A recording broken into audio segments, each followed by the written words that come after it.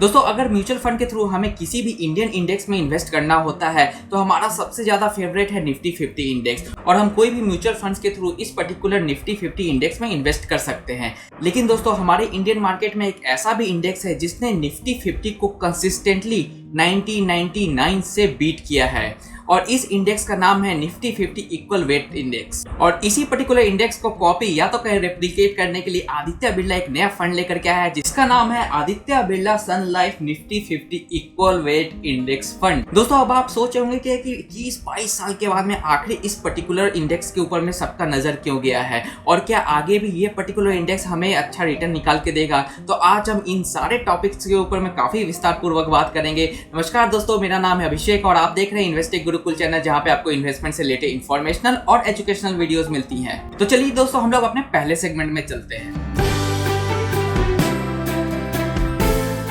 दोस्तों सबसे पहली बात, आखिर निफ्टी 50 इंडेक्स क्या है। तो निफ्टी 50 इंडेक्स के ऊपर में मैंने एक डिटेल वीडियो बनाई है जिसका लिंक मैं डिस्क्रिप्शन में दे दूंगा, लेकिन अभी फिलहाल के लिए मैं निफ्टी 50 को काफी शॉर्ट तरीके से आपको बताने की कोशिश करता हूं। दोस्तों निफ्टी 50 इंडेक्स में 50 कंपनियों के स्टॉक्स को ट्रैक किया जाता है जिसका फ्री फ्लोट मार्केट कैपिटलाइजेशन सबसे ज्यादा होता है। अब आप सोचेंगे फ्री फ्लोट मार्केट कैपिटलाइजेशन ये क्या है, तो चलिए मैं इसको बहुत ही आसान शब्दों में आपको समझाता हूं। क्या ये पर्टिकुलर निफ्टी 50 इंडेक्स हमारे देश की 50 सबसे ज्यादा अमीर कंपनियों के स्टॉक्स को ट्रैक करता है। तो ये हो गया बहुत ही ज्यादा बेसिक शब्दों में एक्सप्लेनेशन, लेकिन फ्री फ्लोट मार्केट कैपिटलाइजेशन के और भी ज्यादा टेक्निकल एस्पेक्ट्स है जो कि आप उस पर्टिकुलर वीडियो में देख सकते हैं। इन 50 कंपनियों में से जो कंपनी जितनी ज्यादा अमीर होती है उनका वेटेज निफ्टी 50 इंडेक्स में उतना ही ज्यादा होता है। तो अब आप सोचेंगे तो इसमें खराबी कौन सी हो गई, तो इसका डिमेरिट ये है दोस्तों कि अगर आप देखें तो इसमें टॉप 5 स्टॉक्स का जो वेटेज है वो 41% का है। इसका मतलब है क्या कि इस पर्टिकुलर इंडेक्स में कुछ ही स्टॉक्स ऐसे हैं जिनका कंसंट्रेशन बहुत ही ज्यादा है, इसमें बाकी के जो नीचे के स्टॉक्स है उनका वेटेज बहुत ही ज्यादा कम दिया हुआ है। और जहां तक इसके सेक्टर वाइज एलोकेशंस को देखें तो इनके जो टॉप 4 सेक्टर्स हैं उनका एलोकेशन 75% से भी ज्यादा है, यानी कि इसमें जो सेक्टोरल डाइवर्सिफिकेशन है वो भी बहुत ज्यादा कम है। लेकिन इन्हीं सारे डिमेरिट्स को दूर करता है निफ्टी 50 इक्वल वेट इंडेक्स। ये पर्टिकुलर स्टॉक्स भी वही 50 स्टॉक्स को लेता है जो कि निफ्टी 50 इंडेक्स लेता है,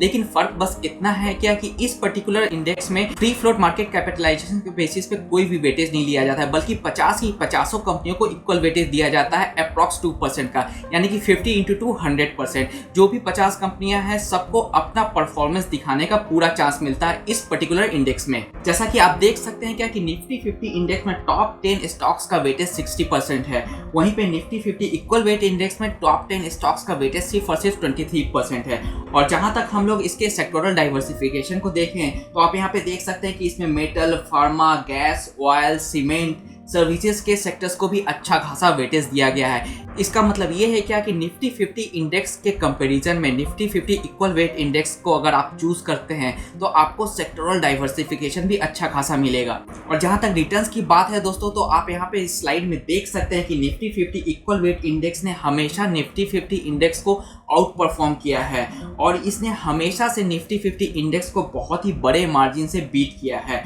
और लास्ट 1 ईयर के परफॉर्मेंस को अगर आप देखेंगे तो निफ्टी 50 इक्वल वेट टीआरआई ने 66.28% का रिटर्न दिया है, जबकि निफ्टी 50 इंडेक्स ने सिर्फ 49.89% का रिटर्न दिया है। और यहाँ पे आप ये भी देख सकते हैं कि since Inception Nifty 50 equal wait ने 15.75 का रिटर्न दिया है, निफ्टी 50 इंडेक्स ने 13.72 का रिटर्न दिया है। और जहां तक दोस्तों ब्रॉड मार्केट रैली की बात है तो निफ्टी 50 इक्वल वेट इंडेक्स जब भी मार्केट में सबसे ज्यादा रैली आता है तो इसने हमेशा निफ्टी 50 इंडेक्स को बीट किया है, क्योंकि आप देख सकते हैं कि सन 2002 और 3 में जब .com क्रैश आया था उस समय भी इसने निफ्टी 50 इंडेक्स को बीट किया था। सन 2008 के बाद में जो एक क्रैश आया था उसमें भी इसने निफ्टी 50 इंडेक्स को बीट किया था। 2014 के बाद में जो हमारी गवर्नमेंट में चेंज आया था उस समय भी इस पर्टिकुलर इंडेक्स ने निफ्टी 50 इंडेक्स को बीट किया था। और 2020 में जो भी अभी रिसर्जेंस आया है पेंडेमिक के बाद में उसमें भी निफ्टी 50 इक्वल वेट टीआरआई ने निफ्टी 50 इंडेक्स को बहुत ही अच्छे मार्जिन से बीट किया है। तो इससे हम एक कंक्लूजन ये भी निकाल सकते हैं क्या कि निफ्टी 50 इक्वल वेट टीआरआई जब भी मार्केट में ब्रॉड रैली आती है ये हमेशा निफ्टी 50 इंडेक्स को काफी अच्छे मार्जिन से बीट करता है। तो सबसे बड़ा सवाल अब ये आता है दोस्तों हमारे दिमाग में कि आखिर 21-22 साल के बाद में हमारी नजर इस पर्टिकुलर इंडेक्स पे क्यों गई है। पहले ही से म्यूचुअल फंड कंपनियां इस पर्टिकुलर इंडेक्स के ऊपर में फंड क्यों नहीं लेके आए। तो आप इस पर्टिकुलर स्लाइड में देख सकते हैं कि दोस्तों कि पहले जो भी हमारे यहाँ रैलीज होती थी या जो हमारा मार्केट था वो थोड़े से सेक्टर्स के ऊपर में काफ़ी ज़्यादा डिपेंड करता था, और जब भी कोई रैली आती थी तो थोड़े से ही सेक्टर्स ऐसे होते थे जो कि रैली दिखा पाते थे।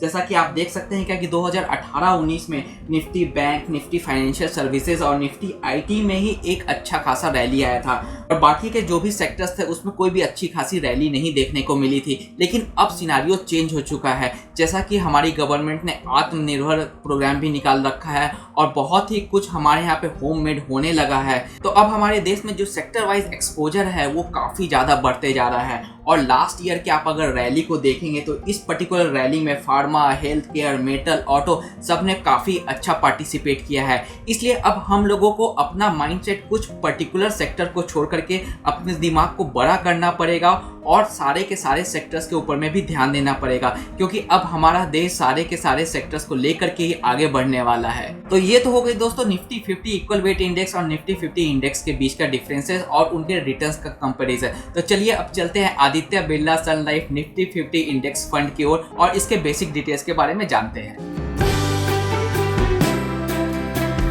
जहां तक ABSL Nifty 50 equal weight index fund के ओपनिंग एंड क्लोजिंग की बात करें तो ये पर्टिकुलर फंड मार्केट में ऑलरेडी ओपन हो चुका है 19 मई को और ये क्लोज होगा 3 जून को। अगर आप इस पर्टिकुलर पीरियड में इस फंड में इन्वेस्ट नहीं कर पाए तो घबराने की बात नहीं है, आप इस फंड में 3 जून के 5 वर्किंग डेज के बाद में इन्वेस्ट कर सकते हैं, क्योंकि उस 5 वर्किंग डेज के बाद में ये पर्टिकुलर फंड मार्केट में ओपन हो जाएगा। जहां तक इसके मिनिमम इन्वेस्टमेंट की बात करें तो इसमें मिनिमम लमसम आप 500 रुपए से शुरू कर सकते हैं, SIP भी आप 500 रुपए से शुरू कर सकते हैं।